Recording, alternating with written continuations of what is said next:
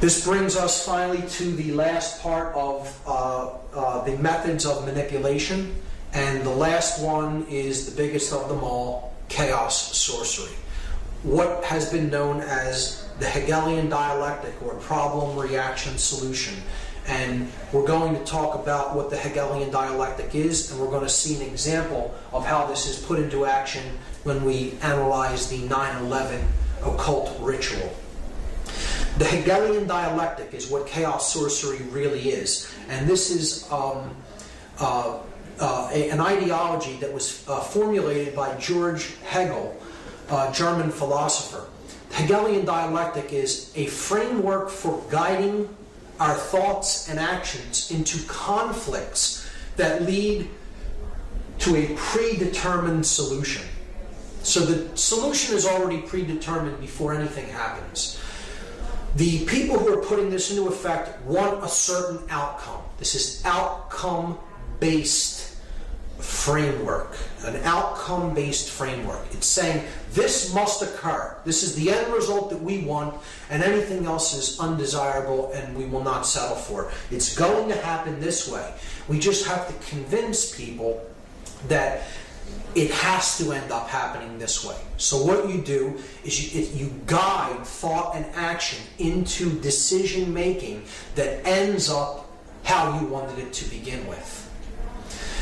This is accomplished by manipulating consciousness into a circular pattern of thought and action.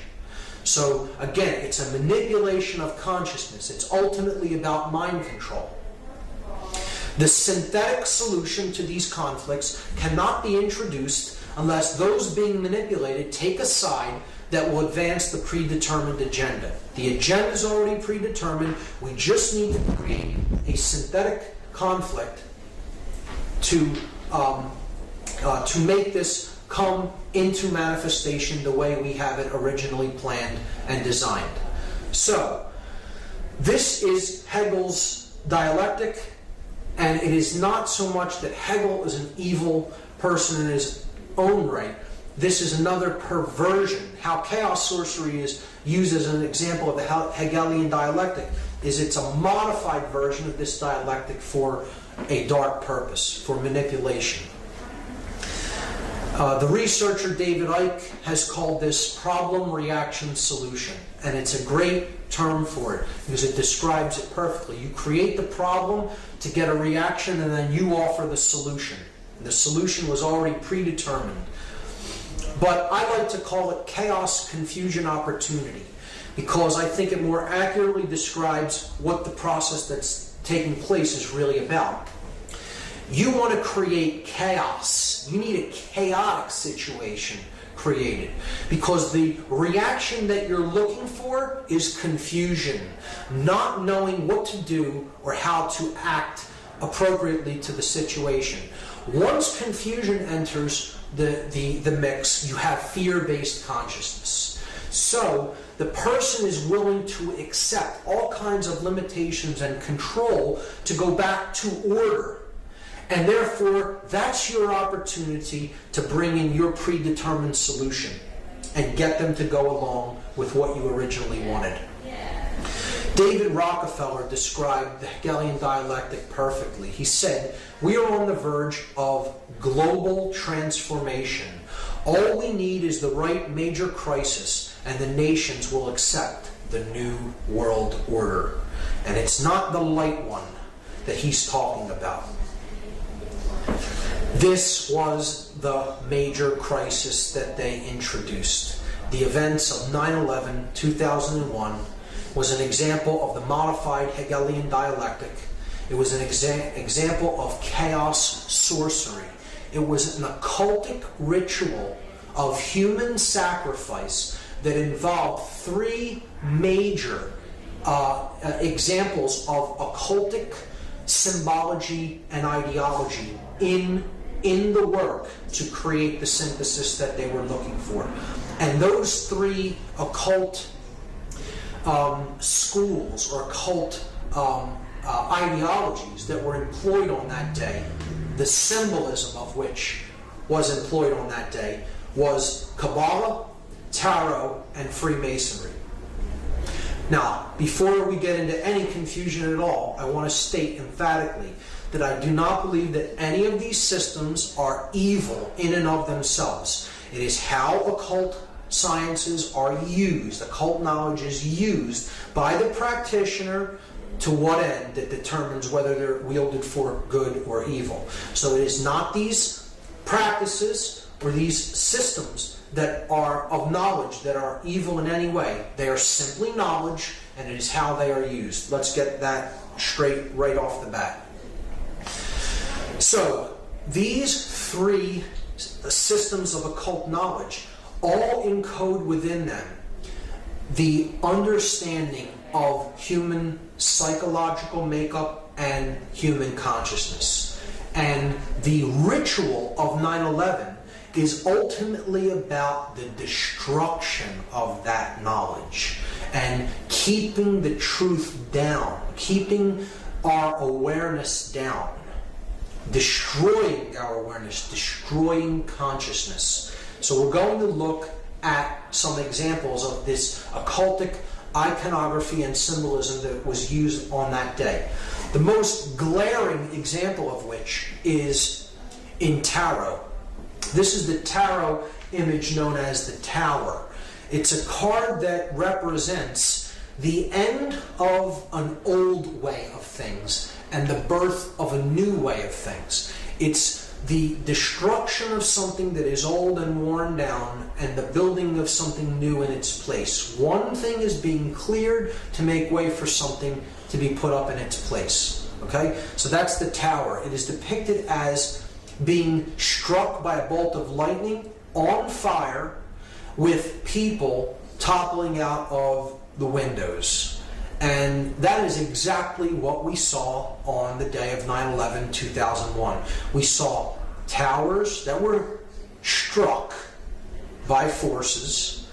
They were on fire, and people were leaping from the windows. So clearly, the occultic symbology of this particular tarot card was employed on that day. Whether this be totally by design or it be synchronicity, I'll leave that up to the audience to decide. But one of the main things we have to understand how this ritual went into effect is that two buildings did not collapse in New York City.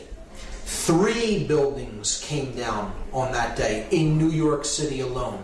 Many people still do not know this or understand it, amazingly, because the mainstream media only showed the collapse of this building here to the right only one time and never really showed it again, unless you go on the internet and search for the video of the collapse of World Trade Center number 7. Some people are still unaware that a 3rd building came down at 5:20 p.m. on that day.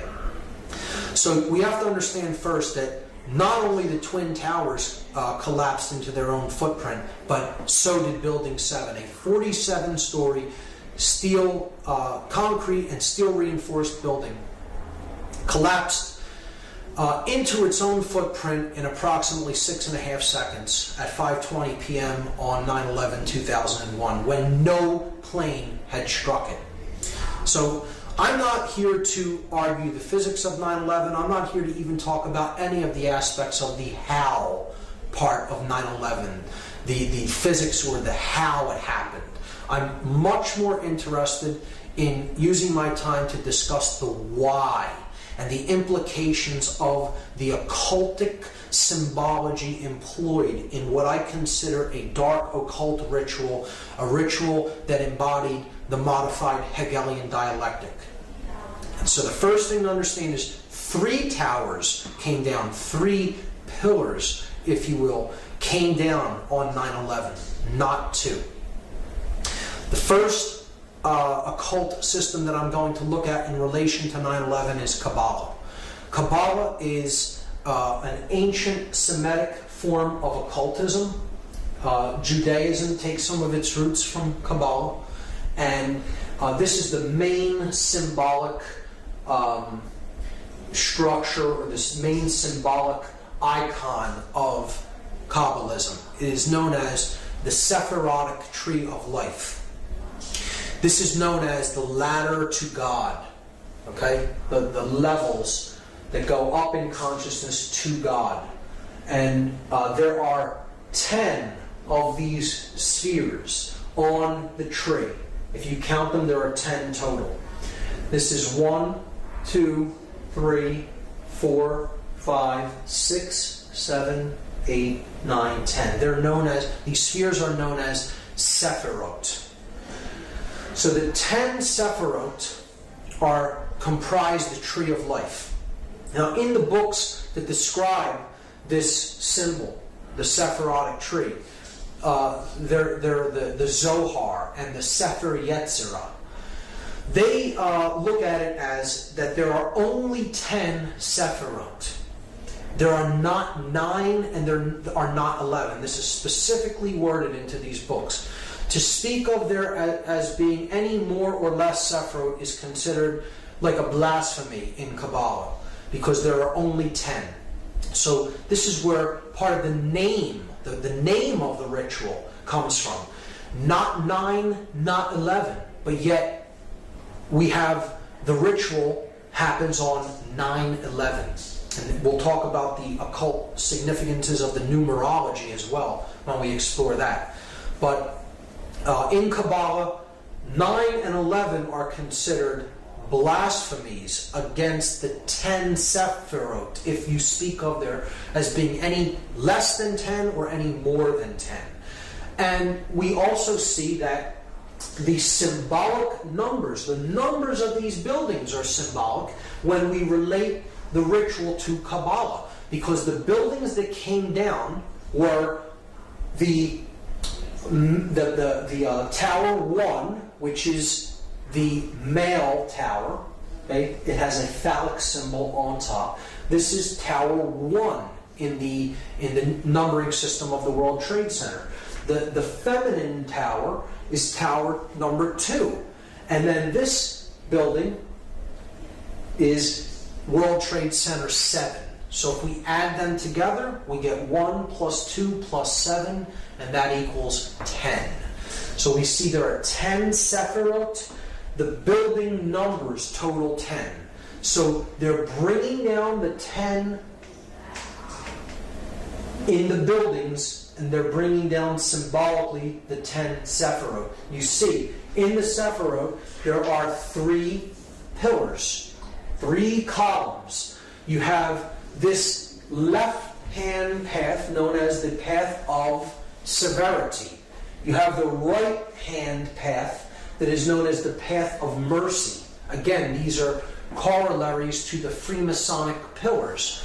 This will be the pillar of mercy, which is Jachin. This is the pillar of severity, or Boaz. And then you have the path of mildness, or the path of will. Will to ascend in consciousness. This sphere representing base consciousness, and this sphere representing cosmic consciousness. Without going into very deep explanations of what each Sephirot represents, just understand that this middle pillar is the synthesis between these two. This represents too much male aspect or control. This could be too much capitulation to control. You can look at it that way, with this path being severity, this path being mercy. You could look at it as this path is not being a controller and also not being a slave. It is not being a dominator nor capitulating to domination. Therefore, the middle way, as it is called in Buddhism, the unification of male and female, the chemical wedding. It is the ascension from base consciousness through connection with conscience, the heart chakra, and attaining cosmic consciousness or higher level awareness, represented as the crown Sephirot. See, if you collapse these in, right? If you were to take these 3 levels and collapse them in right into the middle pillar to bring these dual aspect Sephirot into one, you would see that this really represents the chakra system. the 7 chakras. You would have the base chakra, the sacrum chakra. These two comprise the solar plexus chakra, the heart chakra. These two comprise the throat chakra. These two comprise the third eye chakra, and that comprises the crown chakra. So there's the 7 chakras. All right? And we see that that would be on the middle pillar, and it would contain 7 chakras. And again, the middle pillar here is building 7. All correlates perfectly. Here are the chakras representing the 7 planets. Up the middle pillar, the spinal column, the raising of the Kundalini energy up the spine and to the top of the head. From down here, the farthest out from the sun until we get up to the solar mind. And the earth being the heart chakra of the system. The earth and moon right in the middle. It would be the 4th of the 7 chakras. And that's what's ultimately being brought down. The consciousness is being destroyed and leveled by the leveling of these towers.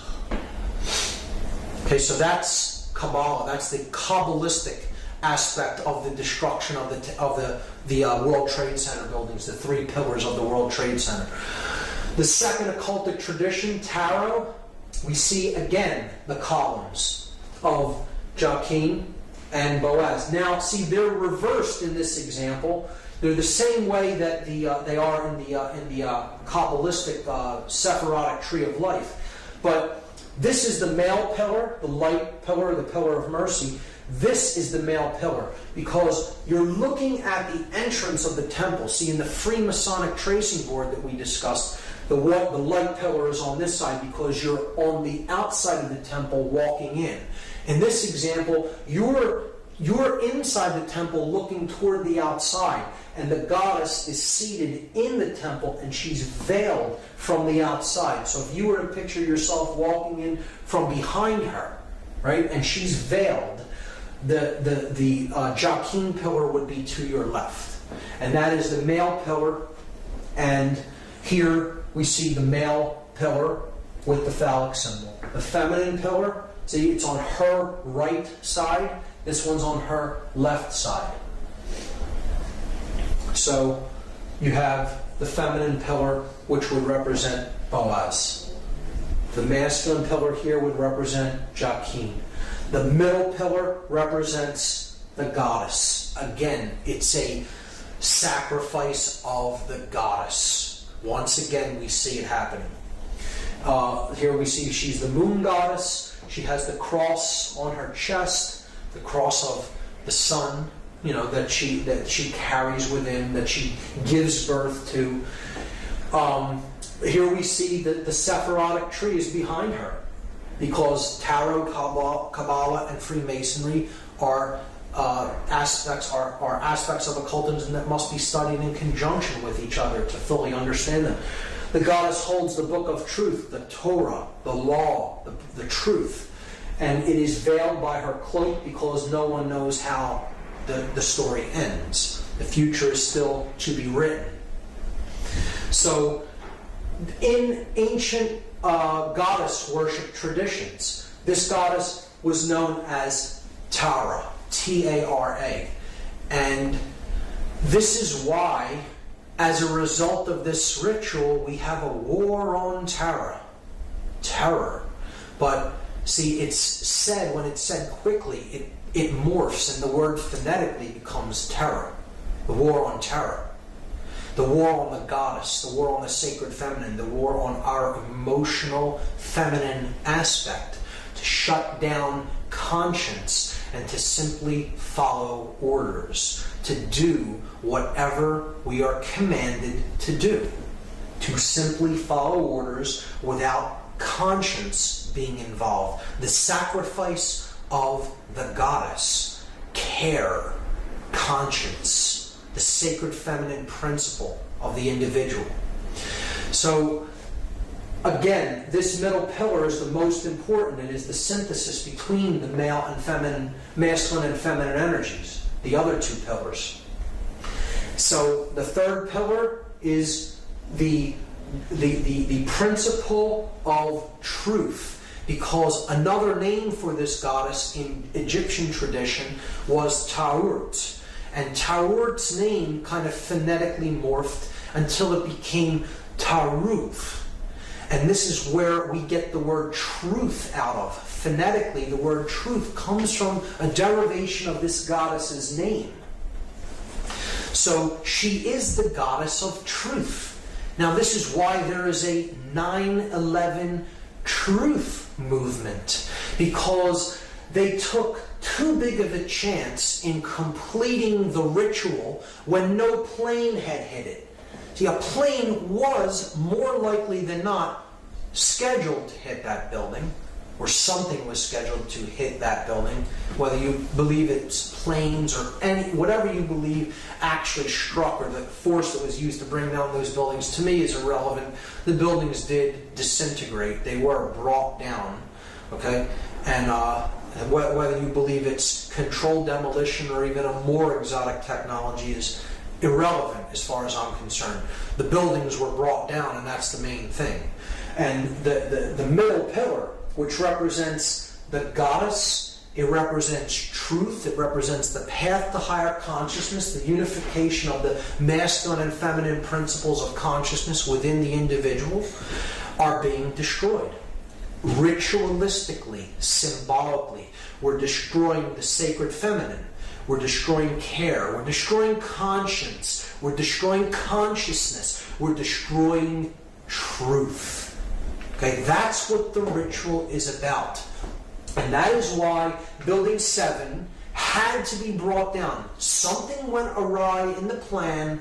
Whatever was supposed to happen physically to that building didn't happen when it was really scheduled to happen, because clearly these buildings were wired with explosives well in advance of the actual ritual taking place, because that, explosions did happen from within the building and no one could have wired them on that day. So something happened and they could not take it down as they wanted to, but they would not leave the pillar up. Because if they left it there, it would symbolically represent that the will still stands. The will to ascend in consciousness. It would symbolically represent that the truth still stands. That the goddess still stands. And they could not do that. They had to complete the symbolic interpretation of this mass ritual by bringing the middle pillar down, even if nothing had appeared to strike it, and that's why they brought it down at the end of the day. So that is the tarot aspect of it, and how the goddess ties into it. It is a symbolic sacrifice of the sacred feminine, of the goddess, once again. And now a clear example here of the three pillars that we've already seen in the Freemasonic tracing board. Again, the masculine or solar pillar of Joachim, the feminine or lunar pillar of Boaz, and then the pillar of Jacob, Jacob's ladder, the middle pillar, the one that gets you through the stargate, okay? It gets you to the all-seeing eye, right? The all-seeing eye directing the entire operation, right?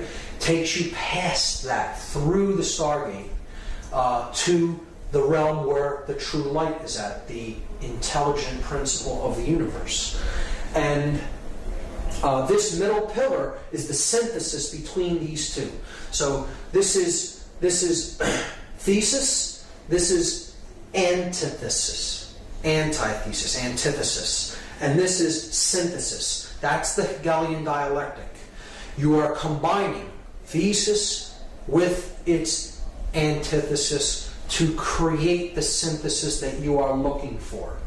And that is the ladder to higher consciousness, to higher ground, so to speak, from which you can see the entire game board. You can see the whole floor of the house, as they call it in Freemasonry. You're seeing it from a higher level perspective, and from that, a controller can play two sides off against each other. See, the one who achieves this level, the highest ground, the third pillar, the middle pillar, really sees things that one in base consciousness from the lower perspective, the dual perspective, cannot see things from. So they can be easily played off like a puppet master playing off two puppets on strings against each other. So that's how the Hegelian dialectic works, and that's exactly how they used this event. They're playing off two sides against each other, the Christian nations against the Muslim nations, when in fact, those who want the synthesis created the whole thing. They orchestrated the entire thing. And they got their synthesis, rushing off into wars with countries that really did not have anything to do with the events of that day, because it was a highly orchestrated occultic event controlled by the hidden sorcerers from behind the scenes, and this entire operation was directed from that all-seeing eye, the Pentagon. So bringing down the middle pillar at the end here could represent, well, once a puppet master climbs up to a higher level to control two sides against each other, he has to destroy his ladder so no one can come up to reach him where he's at to discover that he's the one pulling the strings. See, in that symbolic context, that's why they destroy the middle pillar there. So in any context, it works. To understand also in Freemasonry, Hiram Abiff is a representation of truth or conscience, right? He is the middle pillar here. He is the grand architect of Solomon's temple, the greater architect. Hiram, king of Tyre, being the lesser architect, representing the square. Hiram Abiff represents this G in the middle, the grand architect. He is the grand architect for Solomon, who represents the compass on the Masonic compass and square. So he is also a manifestation of the truth that is the synthesis between the male and female aspects. See, and he's wearing a blindfold. Truth is blind. And again, it could symbolize an initiate who is initially blind, and then he gradually becomes the all-seeing eye through his ascent to the higher level of awareness. He begins on the floor of the house, blind to the light. He ends up at the all-seeing eye. Again, a symbolic understanding of consciousness as a journey from darkness into light. And this, again, is a representation of these pillars are a representation of the Temple of Solomon. And the original Temple of Solomon is the Giza complex. These pyramids are the mystery tradition's embodiment of the temple in man. That's what they were representing then. And the buildings in New York City are a rebuilding of this symbolic temple in New York City. Just like they were built in Giza, like the Temple of Solomon was built in Jerusalem, and then it was razed to the ground, and another version was built.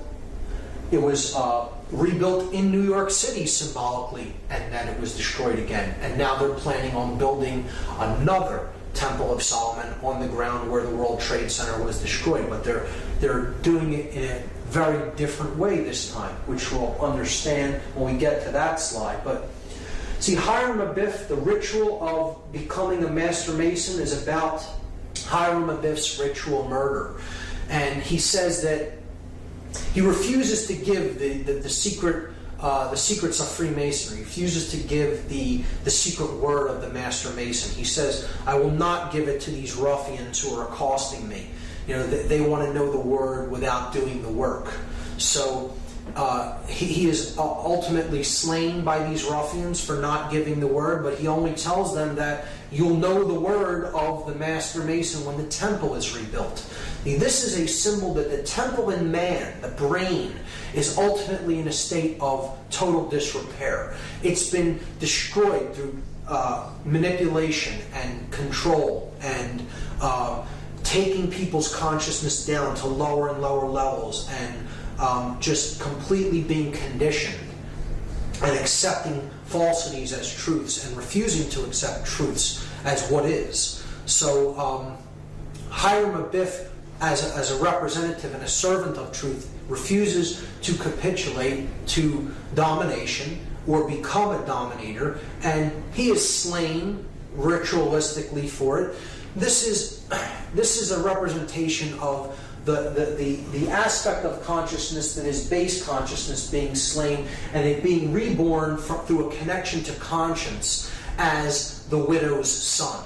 See, the widow's son is who Hiram Abiff is. And this is the son, again, of the limbic brain, the mother aspect, the feminine aspect, who does not have a male counterpart because the reptile complex, the base brain, has been put into check by our intuitive side and our conscience. So then the male child of proper moral action, the unified neocortex, is born of the widow, the mother without the father or the virgin birth. It's the Christ story retold in a different way. The widow's son is born.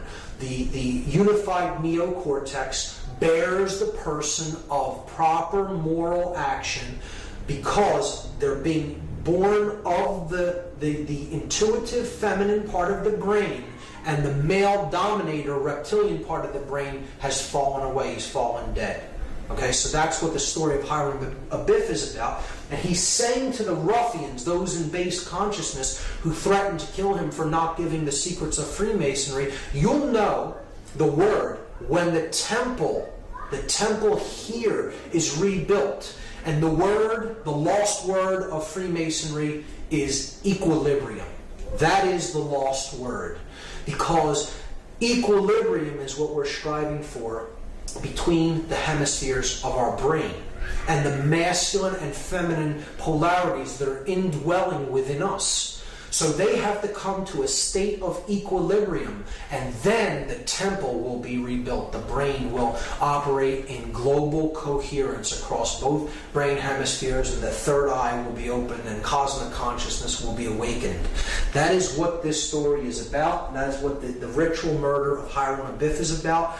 And we'll keep that in mind when we understand that there is a new temple being built on the ruins of the old temple in New York City. Again, the complex of the World Trade Center is a symbolic representation of the original Temple of Solomon, the pyramid complex at Giza. Rebuilt in Washington, D.C., here we see the 3 pillars at Giza, 2 extremely large towers or pillars, and 1 small one. And we see it rebuilt here, the 2 large towers and then the one that is less than half of the size of the other 2. This sphere here is a representation of the Sphinx, okay, at the base of these columns. So these columns are also a symbol of the Babylonian gold-headed man depicted in the dream of Nebuchadnezzar in the book of Daniel, a prophetic book in the Bible.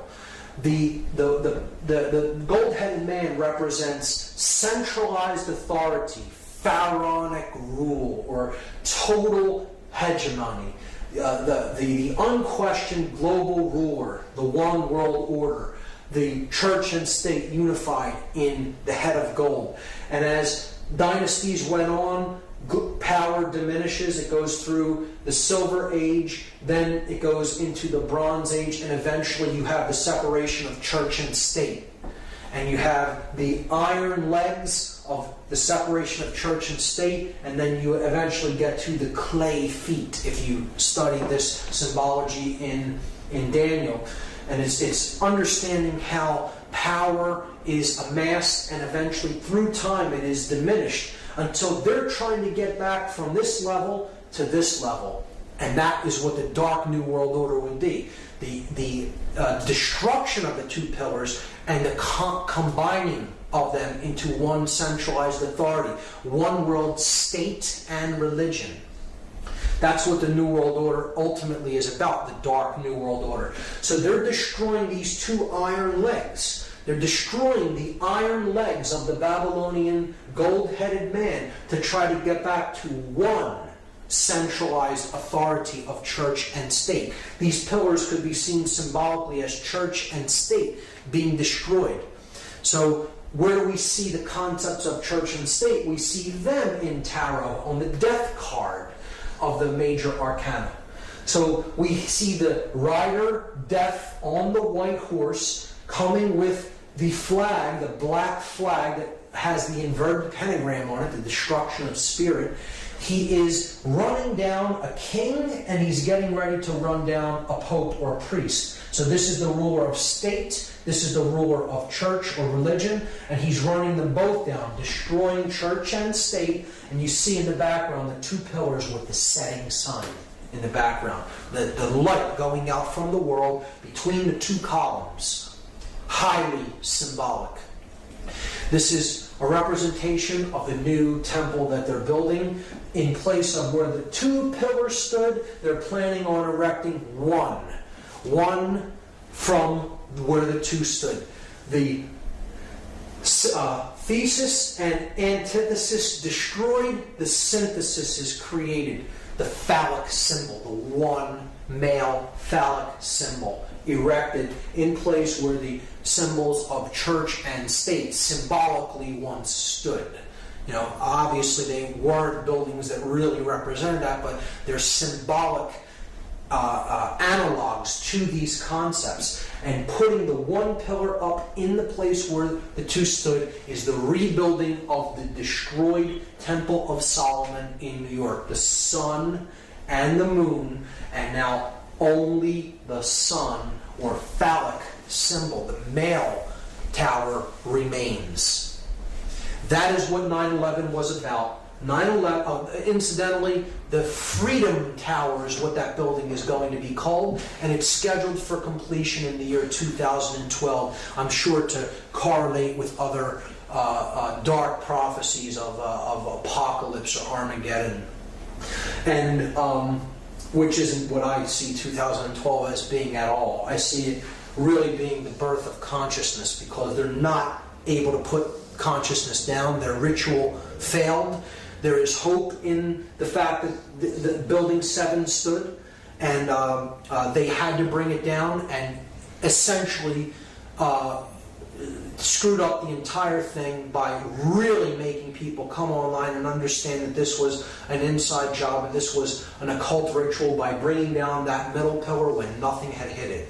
So that was the ultimate mistake in this whole ritual enactment, and as far as I'm concerned, they did not fulfill the agenda that they were trying to fulfill by this ritual being enacted. Instead, they initiated a great awakening within the human population.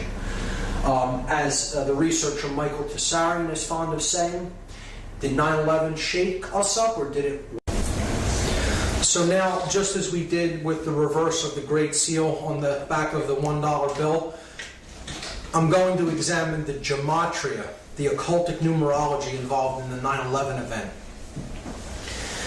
These are the numbers of the three flights that struck these three buildings. The North Tower was struck by Flight 11, the South Tower was struck by Flight 175, and the Pentagon was allegedly struck by Flight 77. Now, there is another flight that was involved on that day that crashed in Shanksville, Pennsylvania by an unknown act of will, shall we say. And this was Flight 93, and it is my contention that Flight 93 was indeed headed for World Trade Center number 7, Building 7 of the Trade Center, not to Washington, D.C., as is claimed. And this, to me, makes much more sense than it heading toward Washington, D.C., because I believe it was there to strike a building that had already been wired to allegedly collapse, as the two twin towers were, and that was Building 7. And the flight not making it to that building meant that they had to make a decision about whether to pull that building or to allow it to stand, and we know what they chose. So I'm going to place 93 over Building 7, and at first this would seem like a very arbitrary arrangement of numbers, and that these numbers don't have any commonalities to them, until we begin to perform gematria upon them. And then we see a very clear pattern emerge. So, I'm going to leave 11 as is for now, and I'm going to reduce or add these two numbers together and get a total. So 9 plus 3 is 12. 1 plus 7 plus 5 is 13, and 7 plus 7 is 14. So now, the floor planes, we have a clear pattern. We have the pattern 11, 12, 13, and 14. And we can further reduce those down to one digit. We add 1 plus 1 and we get 2. 1 plus 2 is 3. 1 plus 3 is 4. 1 plus 4 is 5. So we have the pattern 2, 3, 4, 5. When we add those together, 2 plus 3 plus 4 plus 5, we get the total 14. And again, there's that symbolic number again that totals 5, that is about the 5 elements: earth, air, water, fire, and spirit. But it is the separation of them, the 1 and the 4, the spirit and then the 4 elements. This is the 14th level of that pyramid, where the light is at, the 13 levels of stone, and then the light at the top, the 14th level. So look at the 9/11 date, 9/11/2001. You add up all of these numbers, 9 plus 1 plus 1 plus 2 plus 1 in 2001, and you get 14 again. So not only is it the date, it's the powers that did the act.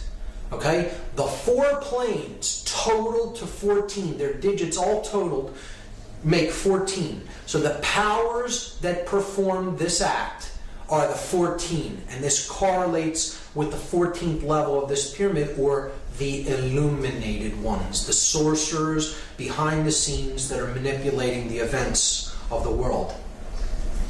So we have this arrangement on the building: 77 at the Pentagon, 11 at the North Tower, 175 at the South Tower, 93 at Building 7. If we add the 2 planes that struck these towers together, we get the number 186. 175 plus 11 is 186. Now, these are the planes that struck the twin towers, the North and South Tower. What if we equally distribute that number between the 2 buildings by dividing it into 2? 186 divided by 2 is 93. So there is 93, 93, 93 on every building, and we've already seen what 93 represents. It represents the will to ascend out of illusion, out of base consciousness, and into cosmic awareness, or higher levels of consciousness. 93 is the number of willpower and of love. It is essentially the same force, the force that expands consciousness, love, or will to ascend, to put what we think and feel into action, to use our willpower. So we are left with only 2 numbers that symbolically represent the events of this day: 77 and 93.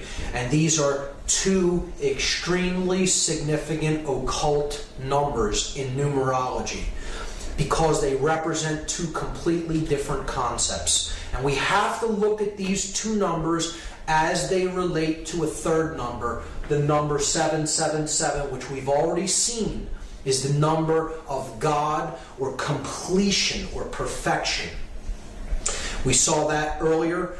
The 7 chakras, the 7 planets that can be seen with the naked eye, tripled for the 3 aspects of consciousness, unified as 1 to total 3.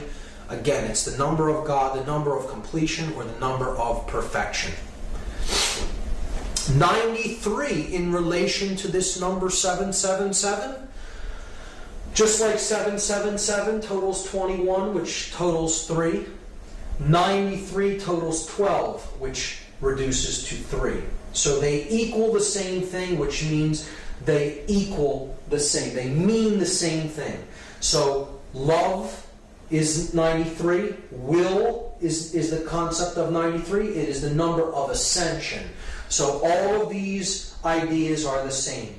They mean the same thing. In gematria, when numerological additions total the same value, the words that they represent really mean the same thing. So 93 is 777, is love, is will, is ascension, is God, is completion, is perfection. These are all the same concept.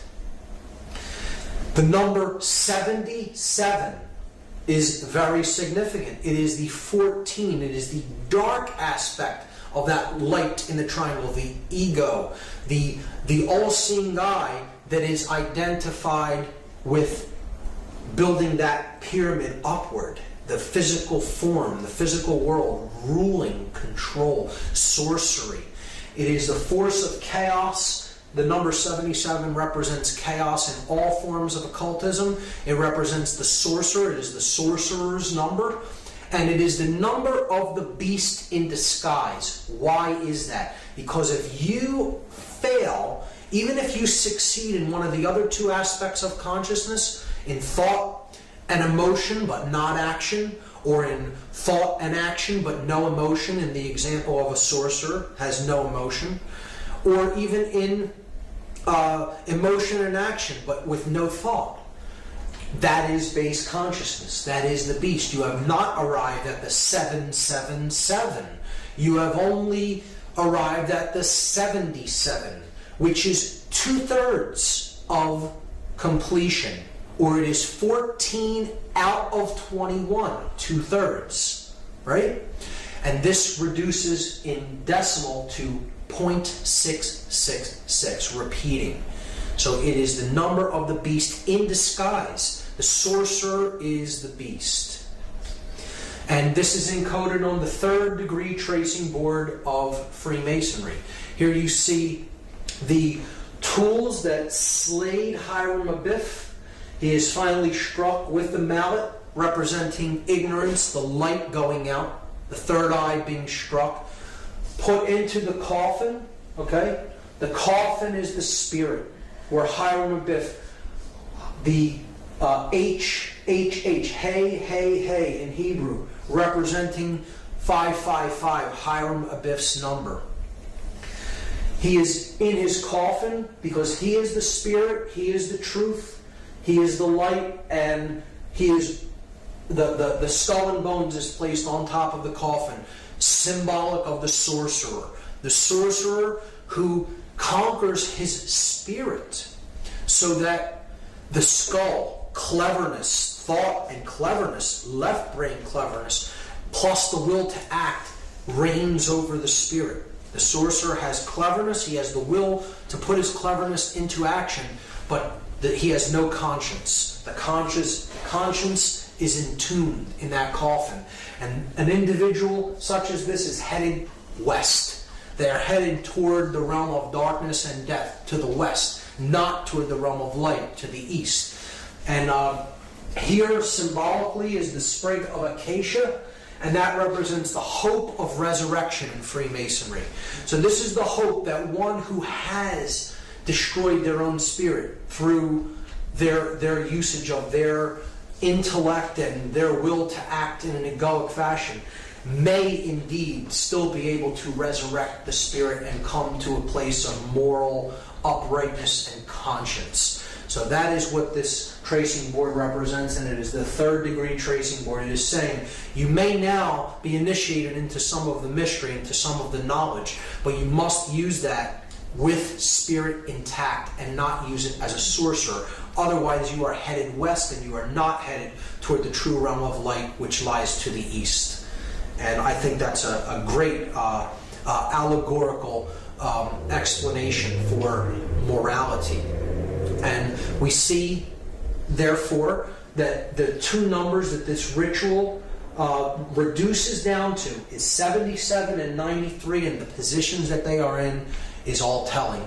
The purpose of the ritual is so that the sorcerers that are consider themselves the all-seeing eye of consciousness, okay, are destroying others' ability to find truth, to give birth to conscience, and to rise in consciousness. And they're destroying that ladder to the higher realms. of consciousness. Or if we replace 77 and 93 with their symbolic analog, 77 the number of the beast in disguise, 93 another variant for 777 the number of God. Look at what this ritual is really about symbolically. It is about the beast reigning above God, the beast becoming God and destroying God. That's what it's ultimately about. That's how dark this ritual really is. It is about the ego and illusion conquering the spirit and conquering higher consciousness. We can see that it is encoded in the date itself. 9/11 reduces to 9/2. We're just adding the two ones together. And there we have symbolically the entire ritual encapsulated in the name. 9/11 is 92.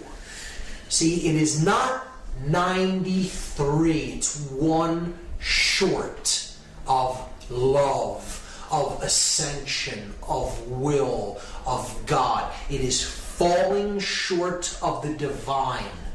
That's what this whole event was about. That the idea that human will is falling short, and now the time of the beast is upon us. See, 92 out of 93, falling short of love, will, ascension, God, reduces to 11 out of 12, which reduces to 2 out of 3, which again is the number of base consciousness. It is the number of the beast when it is reduced to its decimal format. And that's what the whole ritual of 9/11 was ultimately all about. It is about the destruction of the ladder to God, bringing down the Kabbalistic tree of life, the 10 Sephirot, 1, 2, and 7, bringing them down to destroy the ladder with which we can use to ascend in consciousness. It is about the destruction of the truth and the goddess, a human sacrifice ritual. Those people were ritualistically sacrificed in this evil doing. And it is about the destruction of the sacred feminine, of care, of truth. Another ritual to immolate the goddess of care. The goddess that represents the earth, Terra. Again, you hear politicians say, if you are not with us, you are with the terrorists. Tara, the goddess, the Mother Earth. Terra is the name for earth. If you're not with us, you're with those who side with the earth and the Mother Goddess, right? And it was also used to create the Hegelian dialectic, the bringing down of thesis and antithesis to create synthesis, the sorcerer's middle pillar. That's what the event of 9/11, 2001 was all about. An occult ritual to bring about the dark, modified version of the Hegelian dialectic. Chaos, confusion, opportunity.